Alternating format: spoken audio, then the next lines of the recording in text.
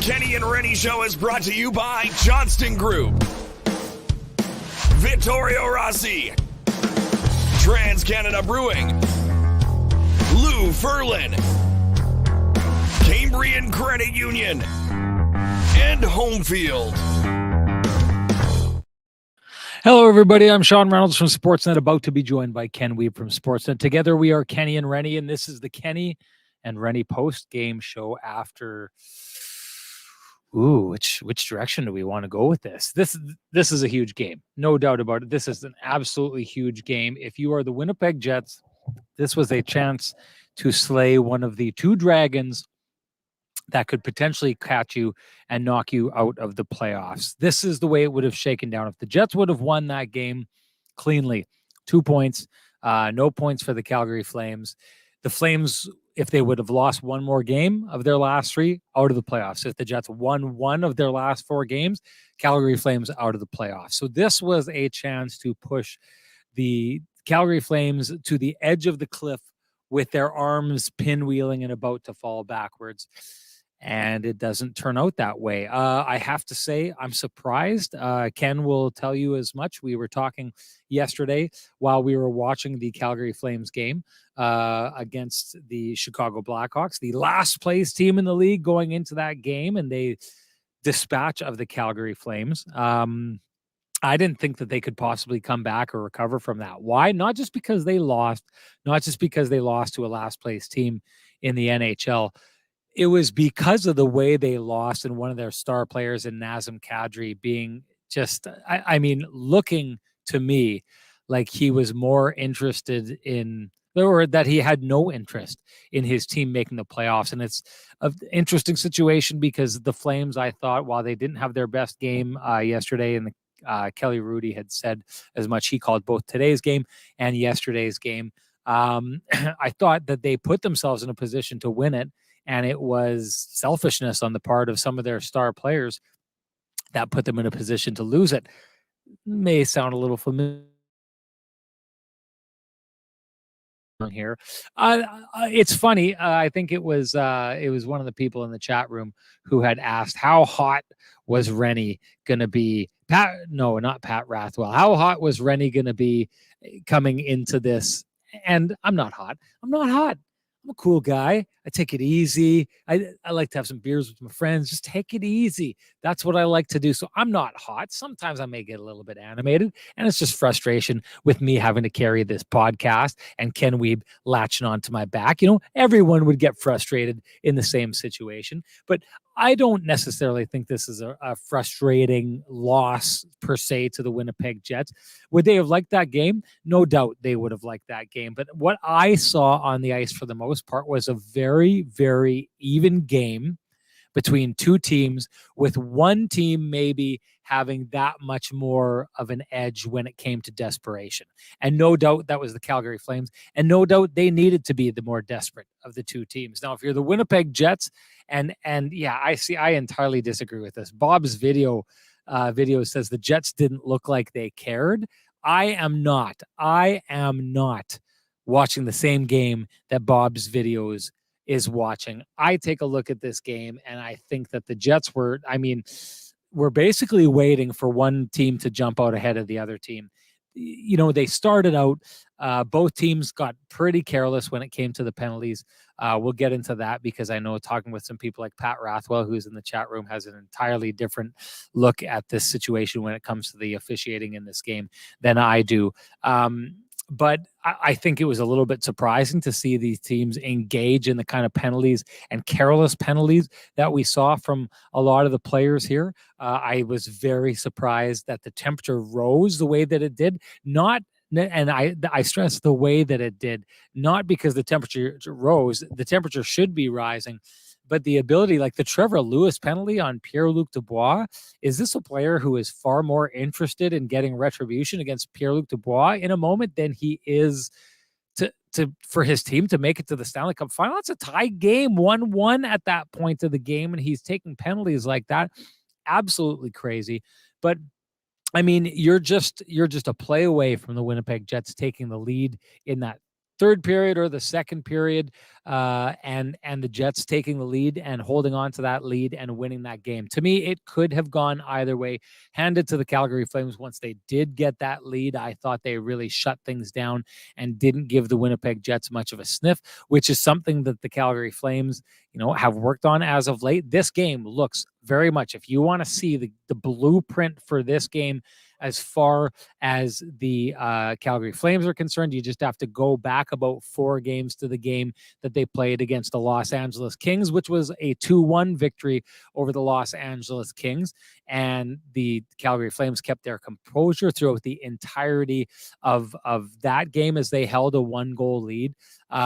Jets needed to kind of expand that lead as this game was going on. The interesting part of this that I take away before we get into talking about the playoff implications that come from all of this, the one thing that I had wondered about the Winnipeg Jets based on their last couple of games, I think that if you are the Winnipeg Jets and a team comes in and they're not prepared to play and the Jets can get the ball rolling on a team, I think that there's not too many teams in the league that are more capable of torching a team than the Winnipeg Jets. And I think the last 2 games that we saw were a perfect example of that. The Jets got the edge on the Detroit Red Wings. They got the edge on the New Jersey Devils and absolutely ran the score up on those teams.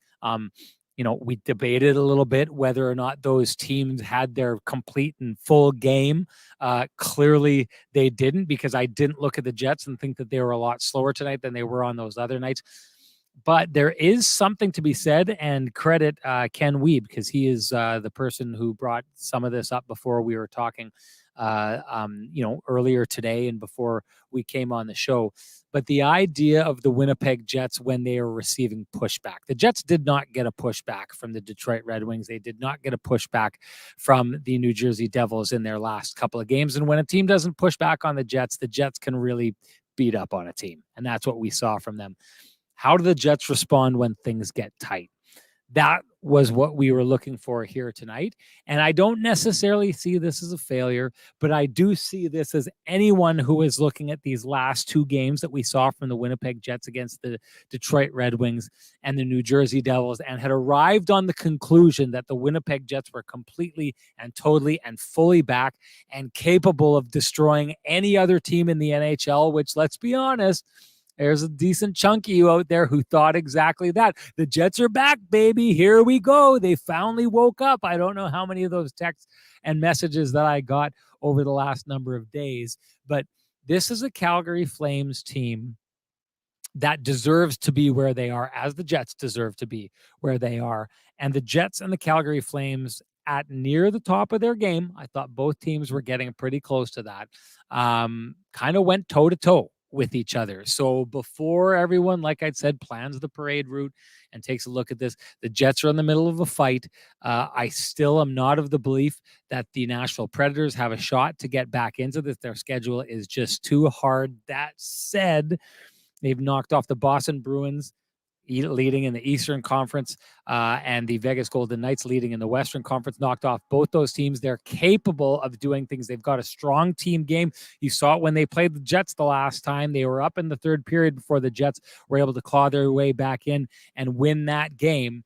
But the Jets had an opportunity to slay the dragon here tonight and put one of the 2 teams that had a possibility to pass them in this playoff hunt, put them out of their misery, and they failed to do that. And that is the lasting impression that we are left with on this night. That's my take on the whole situation. Time to bring in Kenny and get the take from the man who's got some pretty good takes, sometimes some good takes, but most definitely the best music in the business. Here comes Kenny. Whoa!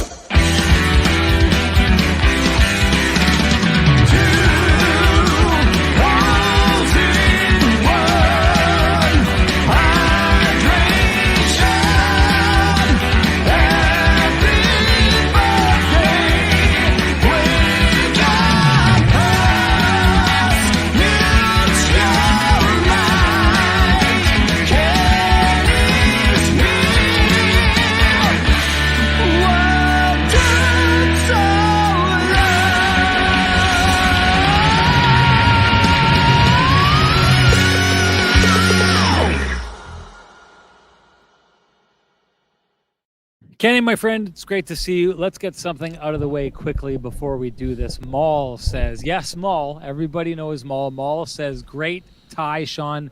Thank you for the support. I want to say moments like this I see as being important to show people who you are and what you believe in. This is something I most definitely believe in. I reached out to the people at Sportsnet about wanting to represent Sportsnet on Pride Night. I can't give Frankie and the boys credit for this one. Deborah Berman, who dresses a lot of the people at Sportsnet, when I talk about, suits and ties that sometimes show up on the doorstep, she's the one that sends them. I got a hold of Deborah Berman and told her how I wanted to represent heading into this game. She sent 3, just in case the rest of the broadcast crew wanted to join in. That they did. Rick Ball and Kelly Rudy both wore the pride ties on this night here. And I'm going to tell you something. We love to pull back the curtain on the industry here sometimes. And there is not a nicer, more genuine, more caring person in this entire industry that you will find than Kelly Rudy, an absolute gem of a human being. Ken Weeb knows exactly this. So to wear this alongside two upstanding gentlemen like that, and to be able to represent Sportsnet and try to represent them as well as the Winnipeg Jets represented Pride Night tonight, it was an honor to do so. And thank you so much, Maul, for noticing and giving me the shout out. I appreciate it. Ken, what'd you see out here? Oh, by the way, before we do move on, you should notice that Ken has a pin on his. Read that out for everybody, Ken. Yeah, rocking the You Can Play here today. Not just today, but several other times during the course of the year. This isn't just a one night of allyship, but I didn't get the tie sent to me, but we know you're rocking it for the both of us, and I'm trying to pledge my support here as well by sporting the pin here. We know this was an important endeavor. And nice to see all the Jets wearing those Pride jerseys during the warm-up here. No doubt. Hey, and I love this too. Someone just said this right here. Let's get right into it. Maurice Ate says, we need Sean's bandana in order of Kelly Rudy. I could not agree with you more. Let's make this a Sean's headband version of the Kenny and Renny show.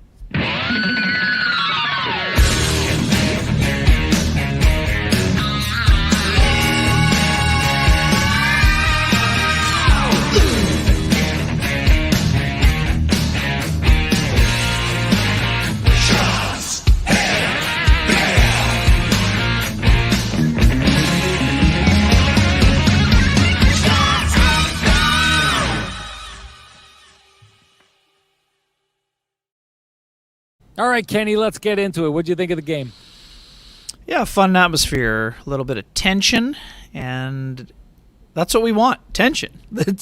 I understand most fans in the chat room wanted the Jets to deliver the knockout blow and put the Flames on the edge of the cliff, as you mentioned in the opening, but hey, you really find out what a team is made of when they are pushed right up against the wall, and the Jets had an opportunity to deliver a big knockout punch, and they were unable to do so. I don't think that they folded under the pressure or really struggled. They didn't have their legs going in the same regard. I thought that the Flames did a good job of disrupting the pace, and the other part of the disruption, Sean, was the parade to the penalty box. I thought that was a massive factor in the game, and not just for the Jets. Both teams had a parade to the penalty box. This is not a ref bashing scenario. This is not a conspiracy theory by any stretch. But the Flames, as I texted you, Sean, the Flames dragged the Jets into the mud. They didn't play this game at an electric pace. They dragged them into the mud. Really? Okay, Sorry? I think completely differently. Sorry. No, in terms of the style of play, I think the Jets were also dragging the Flames into the mud, specifically the guy wearing number 80. Yeah.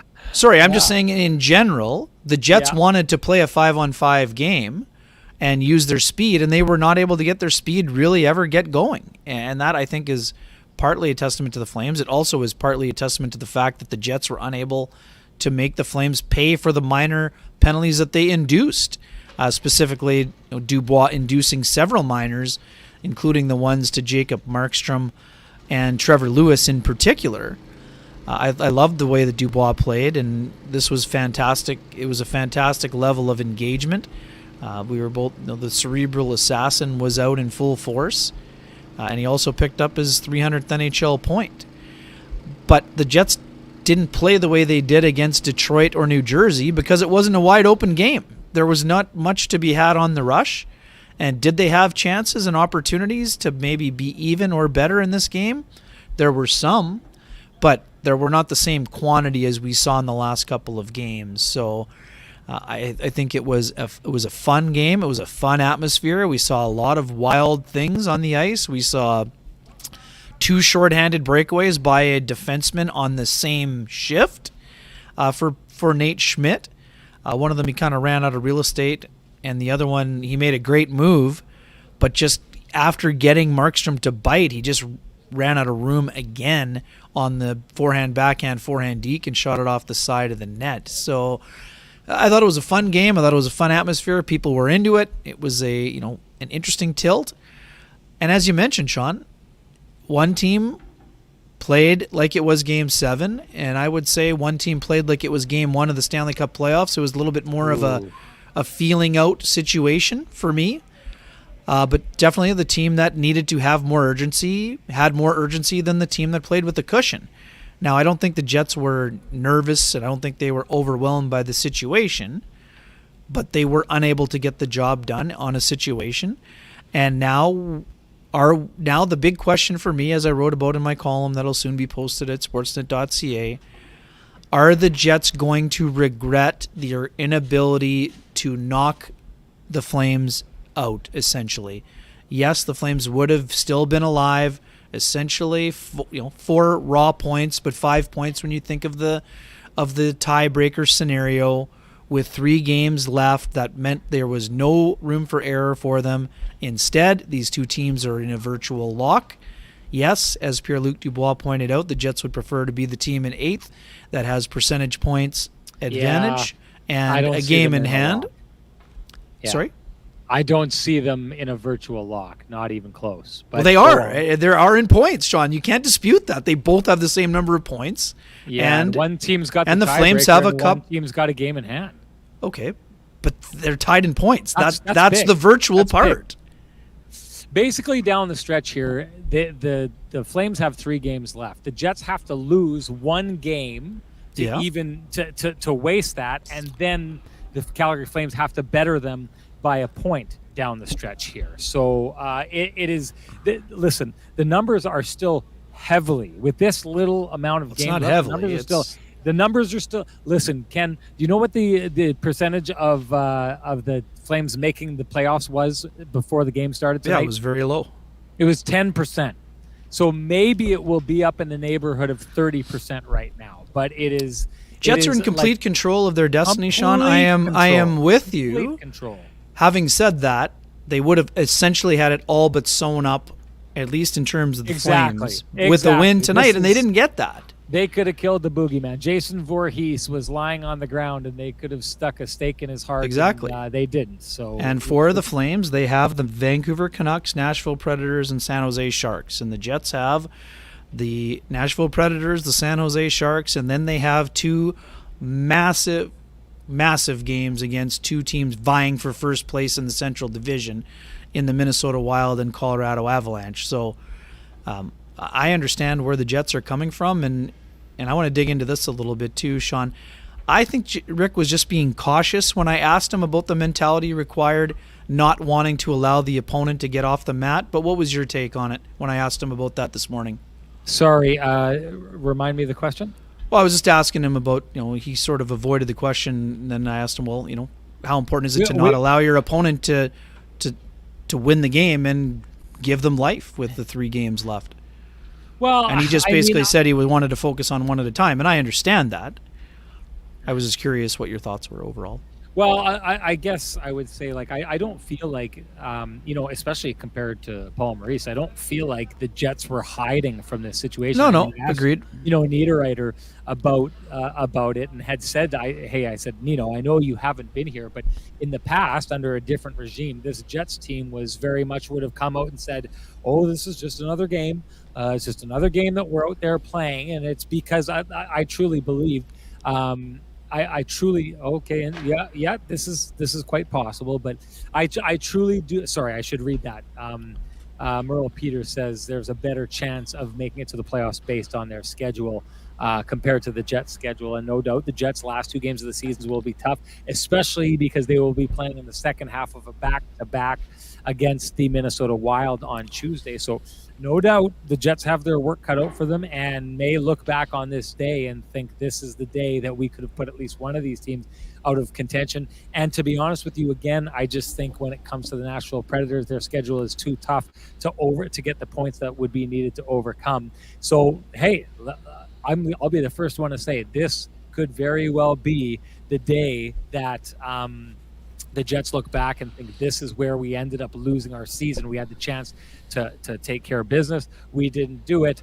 But I think it is just as likely, if not more likely, that the Calgary Flames look back on that game yesterday against the Chicago Blackhawks and think that's the one where the season got away on us. Had we won that one, we would have been over the line. I think that is more likely than the Jets looking at this night as being the catalyst down the stretch. To get back to what you were saying about Rick Bowness, I mean, I don't think Rick Bowness hid from this. I think that, you could beat it over the head and start talking about the idea of, like, if you don't do this, the kind of trouble that you put it in.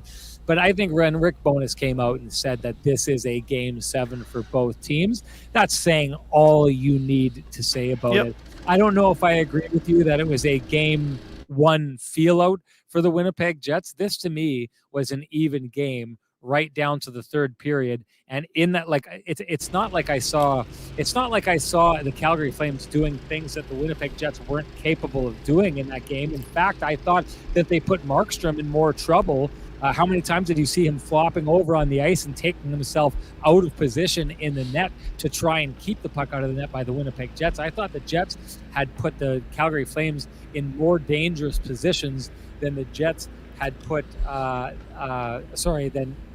Calgary had put themselves in a better position. But to me, this all comes down to one thing. It's that one goal, the third goal of the game. I said that to you as soon as it happened, Ken.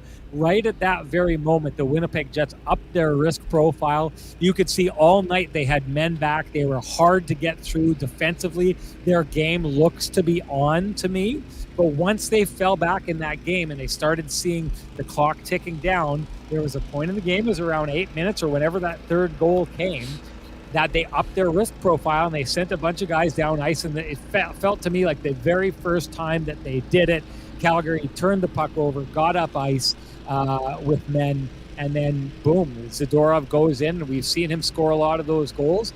You may be Connor Hellebuck, you may be one of the best goalies in the NHL, but Zadorov has victimized a lot of goaltenders like that throughout this season.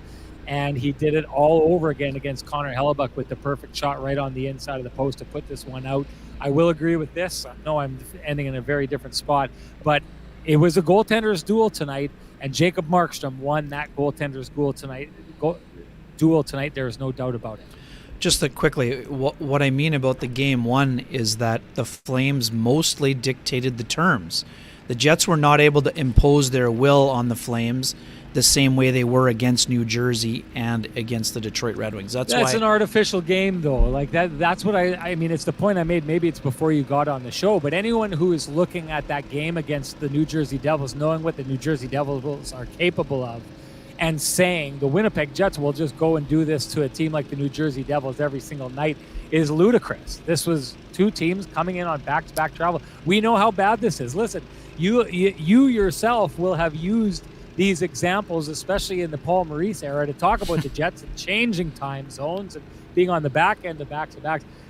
I mean, credit the Calgary Flames to come in with the effort that they did tonight on the second half of back-to-backs, but they readily admitted that they looked ahead and looked past the Chicago Blackhawks to this Winnipeg Jets game here tonight, didn't put it in the full effort last night. So in the end, the Winnipeg Jets still kind of took 2 points off the Calgary Flames because the Calgary Flames were so concerned about them that they didn't pay heed to the Chicago Blackhawks. Ken, that's just what they were telling me in the room during that game. Okay, no, I mean, I saw the quotes from last night also, and I just feel that teams, that's sort of a thing that a lot of teams say. We heard the Boston Bruins say it, and they almost never take anyone for granted. So I'm not sure it was more than lip service, but that's just my interpretation. Well, I mean, I know that they're saying it. What did they look like on the top end of a back-to-back against the worst team in the league? And what did they look like tonight against a team that, if it's to be believed, that the Jets absolutely destroyed a very capable Detroit Red Wings team and a New Jersey Devils team? Which game was the better game for the Calgary Flames? All I'm saying, Sean, is that the Devils, even though they're a high-tempo team, are a team that's been a little stingier when it comes to defending this year. The Detroit is, they got their third-string goalie or fourth-string goalie in on a back-to-back. They're playing out the string. That I'm not taking anything out of that. And like we talked about in our hits, well, the Jets were very unlikely. Like he was playing out the string. Sorry? Nazem Kadri sure looked like he was playing out the string in that game last night. I mean, that's the point. They lose that game because of outright disinterest by some of their star players. You didn't see that tonight. You saw a fully engaged team on both sides of the ice.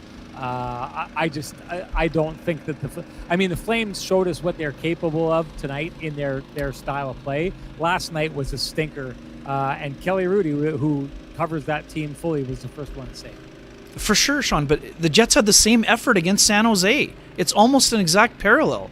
Both teams were in 32nd place, and their stars struggled mightily in both those games. It's the same thing within a week span. That was a broken Winnipeg Jets team that had not figured anything out yet and was on the tail end of some horrible hockey. The Calgary Flames had won 4 straight games and were coming into the possibility of needing to put that team away to get back, to put themselves into a position where they would be 2 points up on the Winnipeg Jets right now if they had pulled that off. I do not think those two games are parallel. Yes, the Winnipeg Jets lost to the San Jose Sharks, but their hockey had not been of high caliber before that. The Calgary Flames had looked like they were starting to build something and then threw an absolute stinker against the worst team in the league. Anyways, we need to move on. I am going to say this. Let's get some action going on here right now. 289 people in the chat room. Yes, a lot of people are hiding from the game tonight. They don't want to think about it. They're going to listen to it tomorrow, or they're not going to listen to it at all. And that's their problem. They're going to miss out on what we have going on here, because Cambrian Credit Union wanted to continue their giveaways in this episode of Kenny and Renny. Up for grabs is 5 pairs of tickets to the Manitoba Moose versus Grand Rapids Griffins game on Friday, April 7th at 6 p.m. Be one of the first 5 people to find the answer to a question on their website, cambrian.mb.ca. Type the answer into the KNR chat. Sorry, we're going to change that up. Don't type it into the KNR chat. Direct message it to me. Right. That way I will know who comes in first. I will announce these things later, but direct message me. And you, if you are one of the first 5 people with the right answer, you will win a pair of Moose tickets. Look for the mission page to name one of the 5 Cambrian values. Again, look for the mission page to name one of the 5 Cambrian values.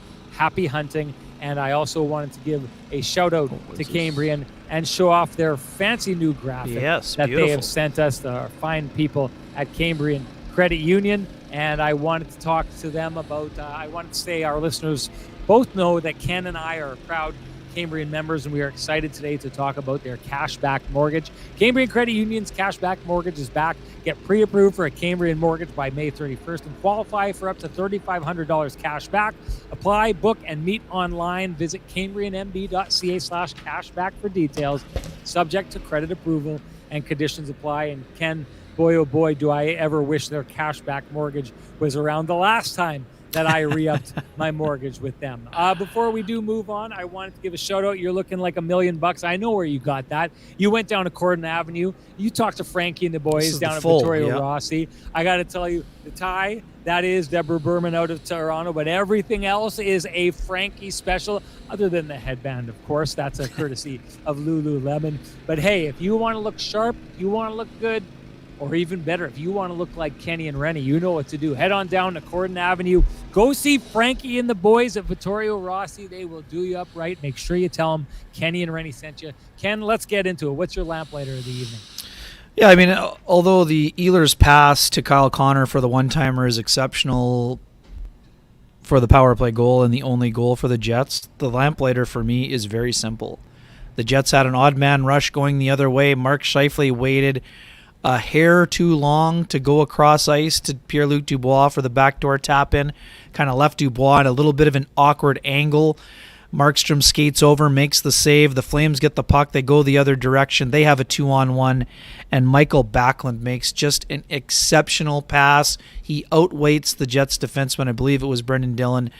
Feeds it perfectly to Andrew Mangiapane, and Mangiapane absolutely blasts home a one-timer to tie the game. And at a time after the Flames were a little bit frustrated after they thought they had already tied the game on a goal by Nikita Zadorov after the Nick Ritchie goalie interference call and the coach's challenge by the Jets, the Flames got themselves spun around in a game where the Jets, I think, carrying the play might be a little bit too strong, Sean. No, I agree. But the Jets were in control of the game to that point and should have got a boost from the disallowed goal instead of going up 2-0 and putting a team that was on the brink further into a hole they would have to dig out of. The Flames cued the comeback with an impressive goal there. So I don't think there's any question that the Andrew Mangiapane goal has to be the lamplighter in this game. Could you make an argument for Walker Dewar's wraparound that goes off the stick of Nate Schmidt and bounces in off Connor Hellebuck because it's the game winner? Sure. But for me, the Mangiapane goal turned the momentum in this game, and Calgary never looked back, quite frankly. Oh, no doubt. I don't think we need to talk about that, do we? Like, that was clearly goaltender interference. Like, no. That was no. That and I would say this just quickly: Nick Ritchie. It is super. I think he probably could have got away with the stick in the pad, Sean, because he was waving at his own rebound. But by the time the skate makes contact with the pad after the stick had already done so, as soon as Connor Hellebuck spins, that has to be called goalie interference. No doubt. And I understand why they wanted to be sure because it was such a critical call in the game. But it was I hate to say obvious because it took so long and there's so much gray area when it comes to goalie interference. That could not have been more obvious to me. Not because of the stick, even though some situations I think you could have just called goalie interference with the stick in the pad. But once the skate hit the pad and Hellebuck spun, there was no other call that could be made in that situation. No doubt. Good job on the lamplighter, Ken. I am not going to argue or dispute on that one, but the rest of the chat room may, and here's their opportunity to do it, because if they do, and they should, they automatically are entered to win a Frosty Delicious 8-pack of Lamplighter Amber Ale, brought to you by our friends at TransCanada Brewing Company. If you can't wait for Kenny and Renny to gift you your very own 8-pack, well, head on down to TransCanada Brewing Company. Join them in their tap room at 11290 Kenniston, where Ken and I will have our season end party. The plan is for us to, once the Jets season ends, whether that's next week, whether that's after round 1 or 2 or 3 or 4, it should be 2 Tuesdays after that we will kick in. And once that happens, all the people, I know Doug Throsky was trying to get a hold of me, send me that message. I've got you all written down on a list. I've got your contact information. When that time comes, I will reach out to you and let you know it's time to send Renny the money for your tickets. Lock in your spot. It is going to be a humdinger. We are sitting at the situation where there are some spots that are reserved, but they're not, they are flexible, let's just say. So keep coming in. But if you've been waiting, do not wait any longer. There's no more time to wait for you to get on this list for this party to reserve your tickets. You don't have to pay for the tickets if it comes down to the idea that when whatever Tuesday we have the party on, it doesn't work for you. Don't worry about it. Someone else will be in line for those tickets. You don't have to worry about that. But if you want to make sure you're in the room, you better get a hold of me, and you better get a hold of me right quick. We are looking forward to that. Everybody, direct message me at SN Sean Reynolds if you want on the list. I see a couple of you are trying to do it. And it is time to announce that the winner of the Lamplighter from our last game, well, it's our good friend Phyllis, who I believe has tickets for the year-ender. And I don't know, I think Phyllis ran the table at the Kenny and Renny live events this year. Impressive job by Phyllis. Great job, Phyllis. We so appreciate all the support that you've been given. So it feels so good to hand you a Frosty Delicious 8-pack of Lamplighter Amber Ale, brought to you by our friends at TransCanada Brewing. You know what to do. Direct message me at SN Sean Reynolds. Send me your full name and an email, and I will send you a voucher for your Frosty yet delicious Lamplighter Amber Ale, a sweet, sweet 8-pack. You've deserved it, Phyllis. Johnston Group got you covered play of the game. Ken, what do you got? Yeah, I mean, it's an interesting one here, Sean. I think it's more of an overall performance by the Jets penalty kill on a night where there weren't a whole lot of plays. I would say honorable mention for Pierre-Luc Dubois and his willingness to engage with Jacob Markstrom, which I found to be quite enjoyable. I love the back and forth. Pierre-Luc Dubois, when I asked him about it after the game, Sean, just didn't like the fact that he got punched in the back of the head. But for me, it's the work of the power play. This was a game that was special teams filled, and the Jets, quite frankly, opened the door wide open for the Flames to get on the board early by taking 2 quick penalties in a game. One of them was bad luck, obviously. The first one was Dubois for boarding. Let's get into that quickly. I personally think the 2 minutes for boarding is the right call. It's unfortunate for Dubois because this is a guy who's just simply trying to get inside position, but his hand is on the back of the numbers, and he, obviously Rasmus Andersson lost his balance and went crashing into the boards, and it looked bad. Thankfully, Rasmus finished the game, and good on him for doing so. But I don't think it was a major by any stretch of the imagination. It was a minor penalty. This is how it sort of made sense of it up in the press box. Neither team was happy, Sean, so that's when it's probably the right call. When one side thinks it should be a major and the other side thinks it shouldn't be a penalty, then probably a minor is enough, right? I mean, that's how I kind of looked at it, to be frank. So. Yeah. I gotta say, I'm kind of blown away by some. Oh, same. Yeah. People saying that Pierre-Luc Dubois was, not impactful tonight. This one saying, what did the Jets do well tonight? Let's hold on to this one and come back to this one because I think this is a question worth answering. So we'll come back to that. Sure. I have to say, I go back to this. I know a lot of people look at this game and they think because of the kind of scrappiness of the Calgary Flames. Oh, sorry, that's your Johnston Group got you. Sorry, now you know what? This is probably a better answer. On a day where Tracy Evans-Buer has got it covered, my got you covered is the Jets team as a whole wearing the pride jersey and promoting authenticity and inclusion. On a night where I'm scrambling to try to figure something out in terms of what happened in the game itself, I could not agree more with this commentary from Tracy Evans-Buer. And I think she hit it on the head, and that's a perfect way to hand out an award, I think. Let's absolutely nails it. That is great. Tracy Evans-Buer, who also came to some Kenny and Renny parties, or at least one, and I also believe is coming to the year-ender. We really appreciate that. Great job on the Got You Covered play of the game. Brought to you by the Kenny and Renny OGs, the Johnston Group, and you won't find 2 businesses with the same challenges, but you will find 30,000 businesses with Chambers Plan employee benefits, proudly administered by our friends at Johnston Group. Chambers Plan is Canada's #1 plan for employee benefits because it evolves with the way you work and live. The plan is run as a not-for-profit designed specifically to support small businesses, and its unique pooling strategy keeps rates stable so you won't have any surprises at your next renewal. Chambers Plan now comes with professional consulting on key financial, legal, and HR issues, and Teladoc telemedicine services are included with every health option.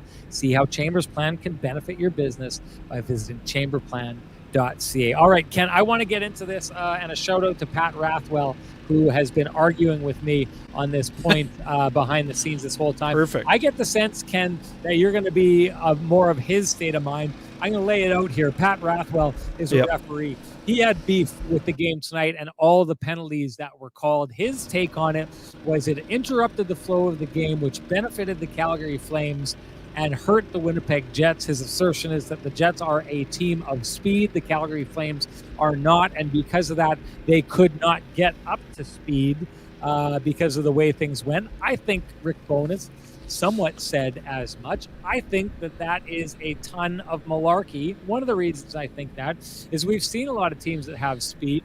Teams like the New Jersey Devils I've watched in the past who are able to sit for a certain amount of time and get out and get up to speed immediately afterwards. I don't know, but boo-hoo if you're a team that gets as many chances to score on the power play as the Winnipeg Jets did tonight, and you're complaining that you got too many penalties called for you to try and do something with.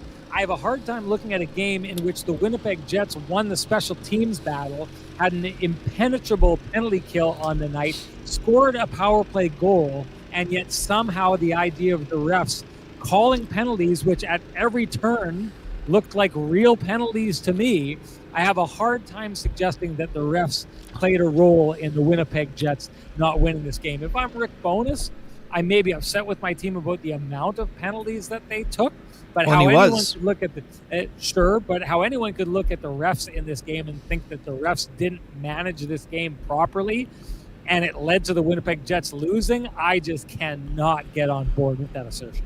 I don't think they cost the Jets the game, Sean. I just think they could have done a better job of getting out of the way. I know this was an intense game, and there were some things happening that obviously had to be called. Sean, 30 of this, there were 30 minutes in penalties handed out. I don't think it was a dirty enough game for there to be that many power plays in the game. Well, no, but okay, then before you go down that road, point to a play that wasn't a penalty. Point to a penalty call that was not a penalty. I mean, no, the Jets got themselves into trouble. Ticky-tack, Sandberg on the hands, but it's a scoring chance, so I've got no problem with that. Nemesnikov tripped a guy, so I don't have a problem with that. What I am just saying, I just didn't think that there were a few times where I thought maybe the referee could have. If this is a playoff game, Sean, which by all accounts it was for both teams, I would have liked to have seen a few more things maybe let go on both sides. I don't think the refs were for Calgary by any stretch of the imagination. Not a chance. I just thought that there were, and look the other way. I'm not saying you should be allowed to punch someone in the head or anything like that, but I didn't feel as though the game should have had as many power plays as it did. But when you put it that way, maybe I'm wrong about that take. But I would have preferred a little bit more of a wide open game. That's all. And I don't mean so the Jets could have had a better chance to skate. I just feel like there was not a lot of flow in the game at 5-on-5. I think Ishaboy Bruce has a good. That's how I felt. I felt that the men in stripes were too involved in the game on both sides. That's my opinion. I don't blame them for how they called the game, but I don't think it was as necessary as that many power plays. It wasn't a game where that many power plays needed to be called. But that's just my personal take. Okay. I don't think either. Sorry, let me put it this way. I have not explained this very well. Neither team was taking liberties, and this was not a dirty game. So I don't need a power play every 2 or 3 shifts. That's all. But you're right. Most of the calls, and probably maybe even all of them, were warranted. So maybe that's on both teams then. Then maybe it's more on the players. I just felt that I would have liked to have seen a more 5-on-5 type of game, just for the good of the game. It doesn't matter to us who wins the game. What I think that it wasn't a game that needed to have a parade to the penalty box. Yes, this was the third meeting, and yes, there was a lot at stake. I just didn't find it was a dirty played game. That's all. That's just my personal take. I am totally. I'm glad. It's okay. I challenge Unload to go look at any of the calls that were called in that game and suggest that they were not penalties. And I wonder how many Jets fans in this chat room or across Jets world would have watched a game like that and had half the penalties been called. How okay you would have been with the calls that were not called on the Winnipeg Jets when penalties were taken against the Winnipeg Jets, and how many of you would be saying that the refs offered the game up to the Calgary Flames here tonight. Listen, you don't want a game full of penalties. If you're the Winnipeg Jets and you need flow, stop taking penalties. Every single penalty was earned here tonight. It's as simple as that. The idea that the refs at some point should have stopped calling penalties, like the Sandberg one to me is the lightest penalty, and on the instant replay of the goal, slow motion scoring chance replay, they got it right. They got it perfectly right. He stopped the scoring chance, and sure, he can go and shake his head. And Ken, I'll tell you this: there's nothing that makes a sports fan crazier and more sure that it wasn't a penalty than a player off their team going to the box and shaking his head. I don't give a rat's ass. Show me the evidence. I don't care about the evidence. He shook his head in the box. That's not a penalty. Otherwise, he wouldn't be shaking his head. Every single call was earned here tonight. If you don't want to slow the game down and you're the Winnipeg Jets, then don't do what you're doing. And I got to say this, Ken, I take a look at the Winnipeg Jets and I thought on a night like we got to get to Pierre-Luc Dubois. I know we've talked about him a little bit here, but this is one of those areas that I've talked about the Winnipeg Jets living in as the league tries to transition away from the players policing the game themselves and having the officials control the game as it stands. What is one thing, Ken, what is the cardinal rule? Who is the one player on your team that you never, ever, ever let the opposition mess with? Who's the one player? The goalie. It's the goaltender. So Pierre-Luc Dubois, knowing he lives in a league now where players are essentially not allowed to protect their goaltender from a guy going and lipping him off and getting in his head. Like, listen, you want to know a reason why you don't see a player skating all the way down the ice to go one-on-one with the other team's goaltender? You want to know why you don't see it happen very often? Because the long existing code in the NHL is you don't mess with the other team's goaltender or something's going to happen. Well, Pierre-Luc Dubois knows that the league is changing, and he knows that the opposition isn't allowed to defend their goaltender in that situation. So he goes and he does it, draws a penalty from the goaltender. Sure, he gets a penalty himself, but the Jets come out of that situation ahead of everything because you're not allowed to go and take retribution against a player who's messing with your goaltender under the new NHL. I think these rules are ridiculous. If I've got a problem with the officiating, it's that, but that's not the officials. That's the NHL that wants to take it in this direction. The Winnipeg Jets on this ice played the game in a manner that got more out of the Calgary Flames. Trevor Lewis's penalty is a penalty that is just drawn, and you see Pierre-Luc Dubois, he's all in there, and then as soon as he gets punched in the face, he throws his hands up and takes the punch in the face. Why? Because he knows how to draw the penalty. This is great stuff, but I am baffled by Winnipeg Jets fans that saw their team masterfully, in a couple cases, create power plays out of nothing, and they're upset that it happened. Yes, I see a lot of people in the chat room. Doug agrees with you.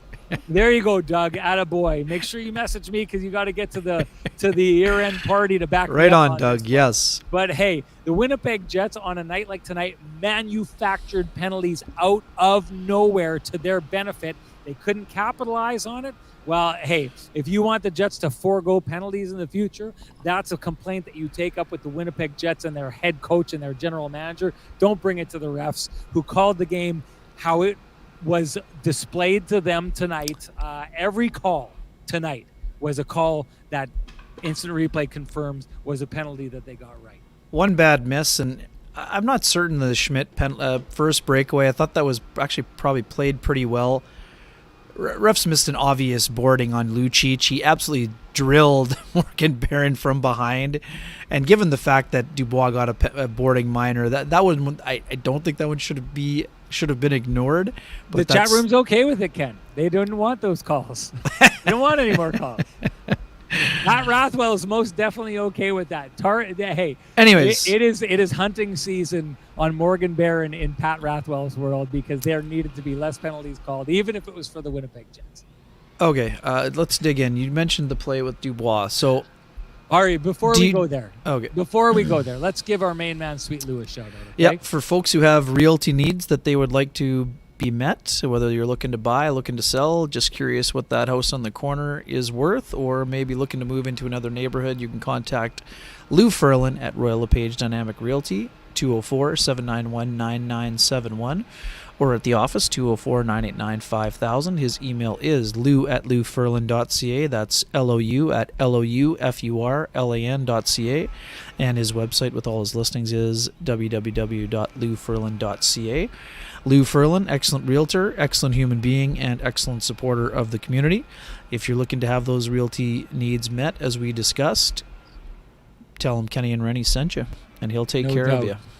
Love Sweet Lou. I've got this funny feeling, Ken, that at the year-end party, Sweet Lou is going to be the man standing at the bottom of one of those human pyramids that get bigger and bigger right up to the ceiling. There's a high ceiling at TCB. That's true. So if you want to watch Sweet Lou in action, he's feeling fine. He's in good health. Look out. Yep. We're going to see some special stuff out of Sweet Lou at the year-ender, no doubt. Okay, into Pierre-Luc Dubois. in the way you wanted to get into. No, I'm just curious did the gloves really need to be dropped because Pierre-Luc Dubois had a few words with Jacob Markstrom and kind of beaked him for snapping his head back? I mean, that to me was really not really worthy You don't of... talk to another team's goalie. Who cares? There's talk who every... cares? Oh my God. Okay. Talk to another team's goalie. It's not like he took a swipe at him. The Winnipeg Jets are going to be fine going forward when their MVP, according to you and a lot of people in the chat room, when someone from the other end of the ice skates down to give a word to Connor Hellebuck. Do you really think the Jets would be okay with that? I love the fact that both players, I have no problem with Markstrom taking a swing, nor do I have a problem with Dubois slashing him in the pads. Who cares? You're involved. You got two competitors. Be competitive. Right. Be competitive. Markstrom took a swing at the other end of the ice. I mean, sure. I have no problem with it. There was not like he got in his grill. There was no snow shower. He wasn't anywhere. He took the wide turn into the corner. Just let him know that you're there. Big deal. Let them know you're there. I loved it. Guys mess with I loved it. Sure, you loved it. Why do you love it? Cerebral assassin. Trying to, of course. There you go. People do it with Binnington. You don't have to Calgary fight Flames, because of it. Why are the Calgary Flames going to be okay with the cerebral assassin going and messing with their goaltender who's winning the game Don't react. and outperforming the goalie on the other side of the ice? Who's going to be okay with that? Sean, we talk about this all the time, and you can argue that the Flames got the raw end of the deal after that exchange because they were called for too many men. But if the Jets score there, we're sitting on the show saying that was a stupid thing to do. Are we not? If the Jets score there, are we not saying that's a dumb penalty to take? Because you're really protecting your goaltender? How did you protect him? How did you protect your goaltender if you make an open season and say to teams that every single time you want to go and skate down the length of the ice after a goal is scored and go and mess with the goaltender on the other side of the ice? What's that going to lead to, Ken? I don't know. I don't think it leads to anything. We almost never see it every single time. Exactly. But it didn't happen. It doesn't happen every single time. It doesn't happen because of exactly what happened in that situation. Players don't take kindly to you doing it. That's the code. Sure. Well, okay, then you give me an explanation why it doesn't happen. I don't think that. I'm sorry. I think it's two players got involved. The play wasn't over. Pierre had something to say, and then the play was over. I don't think that good on Chris Tanev. I got no problem with him standing up for his goalie. I just think that the beaking after a goal is a nothing burger for me. It really is. If you put a player it's not the 90s. Every single time that he has to go stand up for his goaltender because some guy is just heading down the other end of the ice for no reason and chirping the other team's goaltender. Well, it wasn't no reason. He got cheeseboarded in the back of the helmet. Yeah, but who cares? It wasn't called. According to the refs, it wasn't called. That's not a penalty. It was called after the fact, which is also ridiculous. It wasn't called after the fact. Of course it was. He got a roughing penalty. He got a roughing penalty because he went in and engaged with people on the boards. He got an unsportsmanlike conduct penalty because he chirped the goaltender, which, again, is a penalty. So he went down to take a penalty against the opposing goaltender, and the goaltender squirted a water bottle at him. Okay, and that was the unsportsmanlike. Gotcha. The goaltender got the unsportsmanlike. The other player on the ice got the roughing, and then the Flames went out and got the extra penalty on that situation. I'm just saying, if we think that it's okay, I would do that every single time then. Every single time I got scored on, I would turn around and I'd make a beeline to the other end of the ice and I would go chirp the goaltender on the other team. And in the new NHL, everyone should be okay with that. Let's just go and mess with the other team's goaltender every opportunity we have. And next time, I won't just go slightly into the corner. I'll go a little closer. And then next time, I'm going to go and I'm going to do a wrap around the goaltender's net and chirp in his ear. This does not happen because of the reaction you saw from the Calgary Flames. You said it's not the 90s. In the 90s, it's established. You don't mess with our goaltender. In the 80s, it was established. The 70s, the 2000s.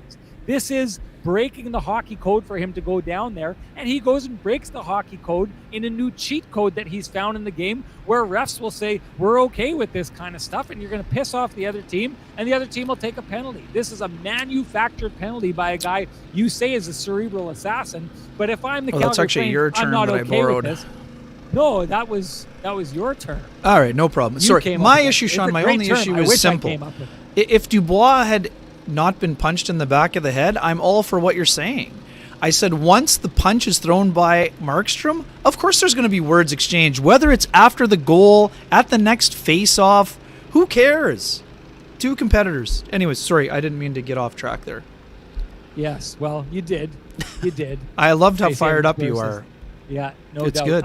Anyway, where are we going before? Because I have to tell you, I know that you and I would have been going after it, because I definitely would have gone the length of the ice and got in Markstrom's grill, and I know you would have definitely chased would me have into the come back corner, after you. and it would have been And I awesome. de- And you and would I have taken the definitely- penalty, and we would have scored on the power play. It would have been delicious. Yeah.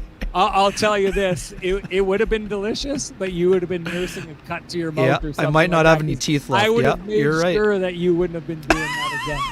Absolutely no doubt. You would have said that was cool that one time. You would have been Probably tossed straight not out of my the bag league. going It's forward. beautiful. No, It's beautiful. No doubt, and it would have been worth it. It would have been worth it. Okay, before we shut this down. Sorry, one quick one. We got to talk about Scheifele. Well, we got to talk about Scheifele and Wheeler. I thought it was interesting after Wheeler kind of reverted to 5 years ago Wheeler for the last number of games. Blake Wheeler was back to looking extremely slow on this night, turning over a lot of pucks. This was back to the player that that had been problematic for the Jets until the previous two games. That's what I thought. Yeah, I don't think that Blake, I mean, obviously he wasn't skating the same way that he did the last obvious. That line, part of that was the disruption and those guys playing on different units. Blake Wheeler, 14-10 of ice time, 1 shot on goal, 3 attempts. Nemesnikov didn't look quite as strong either in the game. Ehlers, obviously unbelievable pass to Connor on the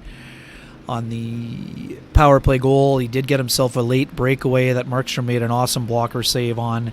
I didn't think the line as a whole was as effective. And quite frankly, the Jets' top line was not as effective at 5-on-5. Kyle Connor got a nice one-timer goal on the power play, but he finished with, 3 shots on goal, 7 attempts. Scheifele and Connor on for 3 goals, all 3 goals against. Scheifele just the 2 shots on goal. Didn't look comfortable. I don't love how he played the play on the boards, on the wraparound. Kind of gave up inside position, allowing Dewar to kind of flow around there. And Sean, we've talked about this a lot, and I talked about it with Kipper and Bourne on the afternoon on 590. This is the type of game we talk about all the time, Sean, about Scheifele.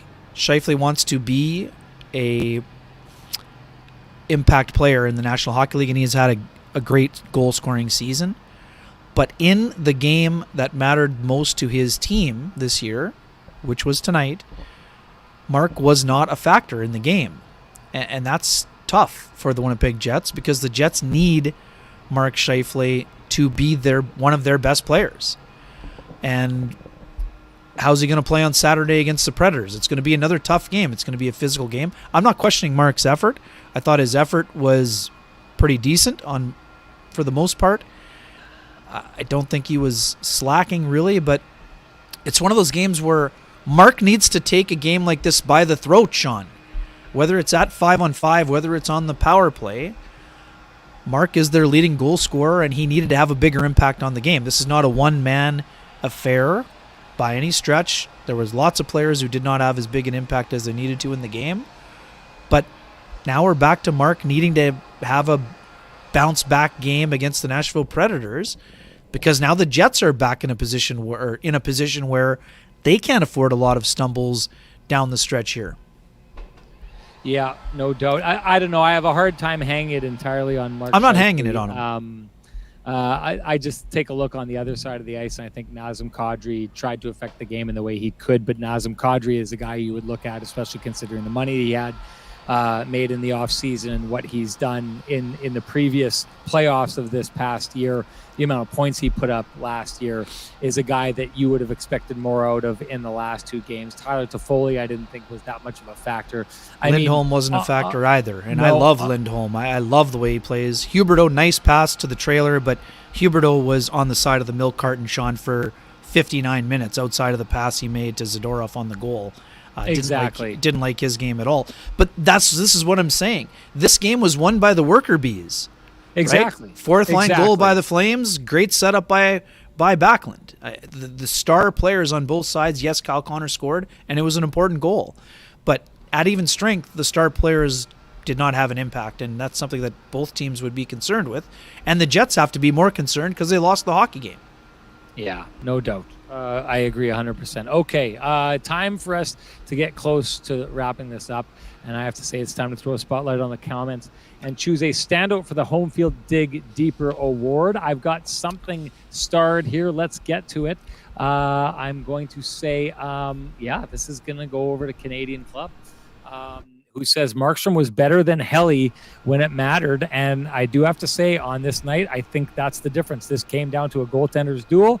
When it came down to the end of the game, I had an expectation that I would be talking to one of these 2 goaltenders. Markstrom, I think this was a bounce-back game. I do not think he was that good last night, although if you take a look at a lot of Chicago's goals, they were, off the post in. They were really good shots, but this is a goaltender that came out here tonight and had to be able to not just match but surpass Connor Hellebuck. He did it on back-to-back nights. Jacob Markstrom, a huge reason why the Winnipeg Jets were unable to slay the Dragon, and Canadian Club pointing that out is why he has won the Home Field Dig Deeper Award, brought to you by Home Field. Thank you very much, Canadian Club, for your winning comment. And just like Canadian Club, Home Field is always going to dig deeper to find the best marketing solution for your company. Find out how at myhomefield.ca, and Canadian Club, you know what to do. Direct message me at SN Sean Reynolds. Send me your full name and send me an email, and I will send you a voucher for your Homefield/Kenny and Renny trunk shovel. It is a beauty, and I think right about now we could all use a trunk necessity. shovel. It's not just a beauty. I had buddy. the shovels going out. Got to say, Eric Pureleafson said he used his Kenny and Renny trunk shovel to help dig someone out of the ditch today. Listen, you could just go and be a good Samaritan for the next couple of days before the weather turns to plus 13 in a little while and this all melts. Go out, take your Kenny and Renny. You could be a local superhero around here with your Kenny and Renny /Home Field trunk shovel. The only thing you got to do is you got to say something worth note in the chat room in order to win. The next time you have a chance to do that will be this Saturday as the Jets, another huge game, which will be on Sportsnet once again. Your main man, Renny, is going to be hosting that game. We're going to do it all over again. Huge game where the Jets will have another chance to potentially slay another dragon that is chasing them. If they don't, then all of a sudden they are putting themselves in a pretty precarious position with 2 teams if they can't get a win on Saturday. So a huge game. I wouldn't call it a must win, but boy, oh boy, they could do themselves a favor by winning on Saturday. We're going to do this all over again when that happens. Before that, I got to say, Kenny, you did a great job tonight. Chat room, some of you were off. Some of you did a pretty good job here tonight, though. I want to say this. If you appreciate the conversations happening in these spaces, please appreciate the contributions by our sponsors who are fighting to keep these conversations going in this space for us. That is Cambrian Credit Union, Vittorio Rossi, the TransCanada Brewing Company, Johnston Group, Lou Ferlin, and Home Field. Thank you so much to them. Thank you so much to all of you. We will see you after a huge game, the next biggest game of the season for the Winnipeg Jets as they take on the Nashville Predators on Hockey Night in Canada. We will talk to you all after that. Bye-bye. The Kenny and Renny Show is brought to you by Home Field, Cambrian Credit Union, Lou Ferlin, TransCanada Brewing, Vittorio Rossi, and Johnston Group.